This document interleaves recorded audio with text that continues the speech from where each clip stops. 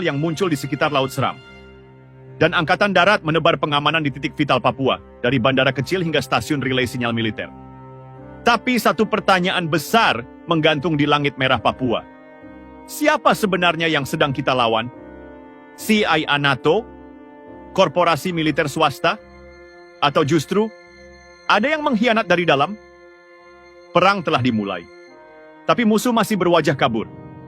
Dan dalam kabut itu, satu hal jelas. Indonesia tak akan tunduk. Tidak di langit, tidak di laut, dan tidak di tanah Papua. Pegunungan Bintang, Papua, Operasi Hantu Merah. Dimulai malam turun cepat di ketinggian. Kabut menutup jalur seperti tirai neraka. Disinilah, di tengah hening yang menyesakan, tim Kopassus bergerak tanpa suara. Menembus hutan perawan, menuju lokasi yang disebut sebagai fasilitas tambang asing. Tapi dari data satelit, itu bukan tambang. Itu benteng, disamarkan rapi, dijaga drone, sensor termal, dan tentara bayaran bersenjata laras panjang. Letkol Raka, komandan tim infiltrasi, menyusup bersama 12 pasukan elit. Mereka membawa senapan laras pendek, pisau lempar, dan satu prinsip sakral, tidak boleh gagal. Di kejauhan, suara dengung tak dikenal. Raka memberi isyarat diam. Mereka rebah. Lalu, seekor drone kecil melintas rendah, membawa kamera 360 derajat. 3 detik kemudian, drone itu meledak. Hancur di udara. Ditembak tepat oleh sniper dari jarak 600 meter. Tanpa suara. Sinyal kita sudah ketahuan. Kita harus percepat.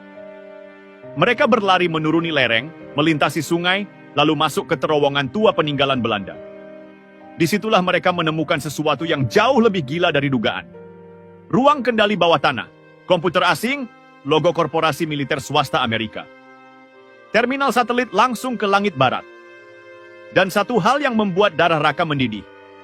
Peta jaringan kabel komunikasi nasional Indonesia.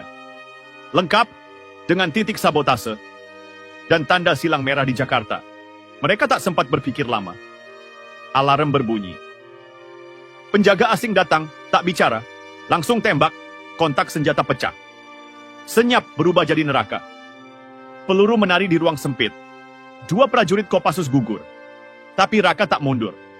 Ia masuk ke pusat kendali, menyelipkan flash drive.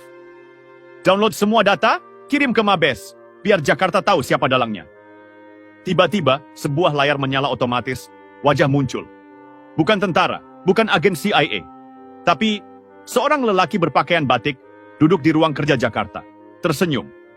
Kalian cepat sekali. Tapi terlalu lambat menyadari siapa yang sesungguhnya membuka pintu bagi mereka. Raka terpaku. Seluruh dunia runtuh di dadanya. Pengkhianatnya bukan dari luar, tapi dari dalam negeri. Langit hitam masih terjaga dalam sunyi, tapi radar milik Satuan Radar 244 Timika mulai berdering keras. Sebuah objek siluman meluncur di luar jalur udara sipil. Tidak menjawab panggilan. Tidak terekam oleh sistem transponder biasa. Tapi intelijen TNI AU sudah bersiap. Ini bukan lagi pengintaian biasa. Mayor penerbang Arjuna, pilot tempur F-16, sudah mengudara. Komunikasi dibuka. Sasaran terdeteksi. Ketinggian 38.000 kaki. Arah 279, kecepatan 920 knots. Tidak menjawab radio. Dari balik helmnya, Arjuna mendesah pelan. Siluman, mungkin RQ-180, atau lebih buruk, sesuatu yang tak boleh diketahui dunia. Langsung, perintah datang dari Komando Pertahanan Udara Nasional. Intercept. Jangan serang kecuali diserang. Tapi jangan biarkan dia lolos. Arjuna menaikkan kecepatan. F-16 menderu, melesat di antara awan pekat. Dalam 3 menit, ia sudah melihat kilatan kecil di radar inframerah. Bentuknya asing. Tak seperti drone biasa, lebih besar, lebih cepat, lebih diam. Lalu tiba-tiba